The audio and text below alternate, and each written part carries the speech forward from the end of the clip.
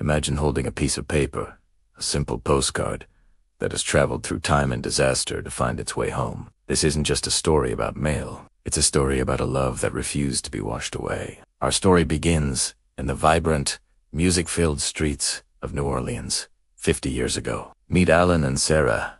He was a jazz musician with a heart full of rhythm, and she was an artist, capturing the city's soul on her canvas. Their love story was like a classic New Orleans tune, passionate, sweet, and full of life. They spent their days exploring the French Quarter, their evenings swaying to the sound of saxophones, dreaming of a future together. But life, like the Mississippi River, has its own unpredictable currents. Alan was drafted. The Vietnam War loomed over their perfect world, like a gathering storm. The day he left was heartbreaking. They stood at the train station, promising to write, promising to wait. "I'll be back before you know it," he whispered, holding her tight, "and we'll pick up right where we left off."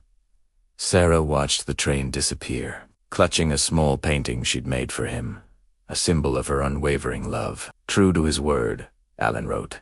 His letters were filled with longing, with memories of their time together, and with hope for their reunion. Sarah replied to every single one, her words a lifeline across the ocean. Then, one day, Alan sent a postcard. It wasn't just any postcard. On the front was a picture of a steamboat on the Mississippi, a symbol of their city. On the back, he poured out his heart. He wrote about a close call he'd had, a moment that made him realize life was too short for anything but love. He told her he was coming home soon and asked her to meet him at their favorite spot in Jackson Square, on a specific date, at a specific time. This wasn't just a postcard. It was a proposal. He ended it with the words, "Be there, my love, and we'll start our forever," scented of his heart pounding with a mix of fear and exhilarating hope. But that postcard never arrived. Back in New Orleans, a different kind of battle was brewing. Hurricane Camille, one of the most powerful storms in history, was bearing down on the Gulf Coast. The city braced for impact. The levees broke. The floodwaters rose with terrifying speed, swallowing streets, homes, and everything in their path. Sarah's small apartment near the Garden District was inundated. She managed to escape with her life, but she lost almost everything she owned, including a mailbox full of unsent letters and, tragically, the one letter that held her future. Days turned into weeks, weeks into months. Sarah waited, her heart aching with silence. No letters, no word. She scanned the casualty lists, her breath catching in her throat with every familiar-sounding name. She went to Jackson Square on the date Alan had proposed, standing there for hours, hoping against hope, but he never came. The silence was deafening. Eventually, she had to believe the worst. Her Alan, her musician, was gone, lost to the war. The pain was immense, a wound that never truly healed. Meanwhile, thousands of miles away, Alan survived the war. He came home, filled with anticipation, only to find a city ravaged by the storm and a love that seemed to have vanished. He went to Sarah's address, but the building was a wreck, abandoned. He asked around, but no one knew where she had gone. He felt a profound sense of abandonment. He believed Sarah had simply moved on, perhaps had never even received his final, most important message. With a heavy heart, he eventually left New Orleans, the music in his soul replaced by a quiet, persistent sorrow. Life mowed on, as it always does. Sarah became a celebrated artist, her paintings often imbued with a subtle melancholy, a hint of the love she had lost. She married a kind man, raised a family, but a small, locked part of her heart always belonged to a young musician in New Orleans.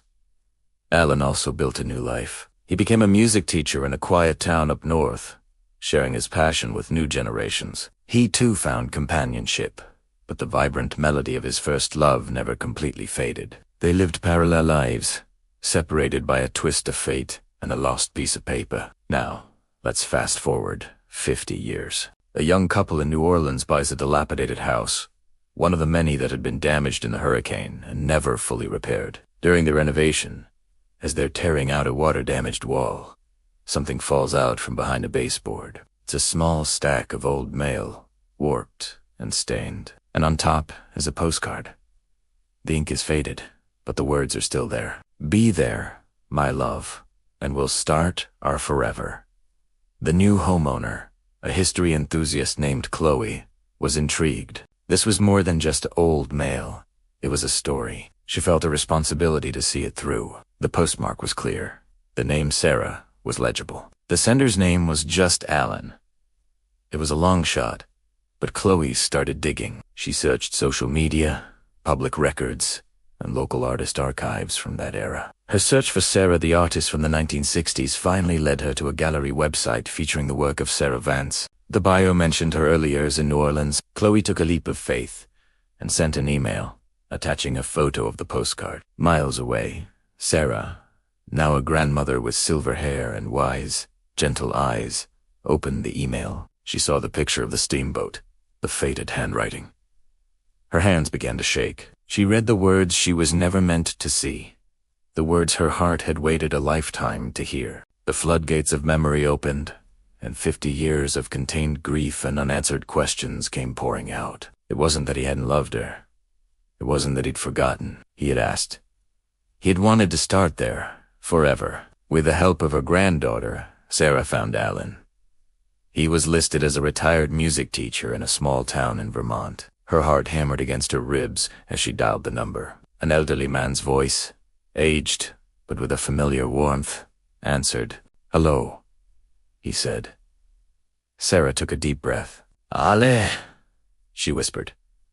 "Is this Ale, the musician from New Orleans?" There was a long pause on the other end of the line. Then a voice, thick with emotion, replied, "Sarah, is that really you?" A week later, Alan flew back to New Orleans for the first time in half a century. He stood in Jackson Square, in the exact spot he had described in his postcard. He wasn't a young soldier anymore, and she wasn't the girl with paint on her fingers. They were two people who had lived full, separate lives. But as she walked towards him, the 50 years between them seemed to melt away. They saw in each other's eyes the young lovers they had been. "You got my postcard," he said, his voice cracking. She smiled through her tears. "It took its time," she replied. They didn't need to say much more. The story of the postcard had said it all. It spoke of a love so strong it could survive war, a hurricane, and 50 years of silence. It's a beautiful reminder that sometimes the things we think are lost forever are just waiting for the right moment to find their way home. Their love story didn't end 50 years ago. It just took a very, very long intermission. And now, the music could finally play on. Thank you so much for watching this incredible story unfold with us. If it touched your heart, please give this video a like and share it with someone who believes in second chances. And forget to subscribe to our channel for more amazing true stories that prove love always finds a way. We'll see you in the next video.